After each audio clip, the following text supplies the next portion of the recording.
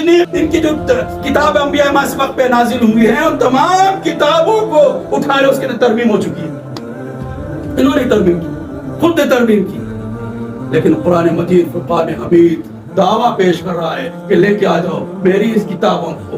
ازل سے 14 سال سے جتنی کسی نے تحریر کی، پتھروں پہ لکھی، کاغذوں پہ لکھی، ہڈیوں پہ لکھی، پرانے سے پرانا نسخہ لے کے آ جاؤ، جدید سے جدید لے کے آ جاؤ اور ٹیلی کر کے بتا دو، نہ زیر کی نہ زبر کی نہ پیش کی. یہ تو آیت کی تو بہت بڑی بات ہے، اس میں کوئی تبدیلی نہیں لا سکا.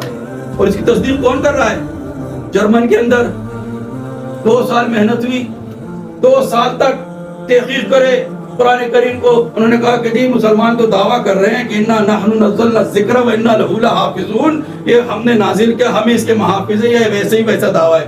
مسلمانوں نے تصدیق کون کر رہا ہے؟ غیر اقوام عیسائی بیٹھ گئے تحقیق کرنے والے، جدید سے جدید قرآن، قدیم سے قدیم قرآن، افریقہ سے، ادھر سے ایشیا سے، ادھر آپ کا جو ہے نا امریکہ سے، جہاں جہاں پر مسلمان آباد تھے وہاں وہاں کے قرآن کے قدیم و جدید نقصات کو اکٹھا کیا گیا. ایک ایک سطر کو پڑھ رہے ہیں، ایک ایک سطر کو پڑھتے چلے جا رہے ہیں. چلتے چلتے 2 سال گزر گئے. 2 سال پورا ان کے پاس جو نقصات جمع تھے ایک ایک کو دیکھنے کے بعد وہ کہہ رہے ہیں کہ حق و صداقت کی اگر کتاب اللہ جل شانہ کی طرف سے آئی و نازل کی گئی ہے وہ قرآن ہی ہے، دوسری کوئی کتاب نہیں.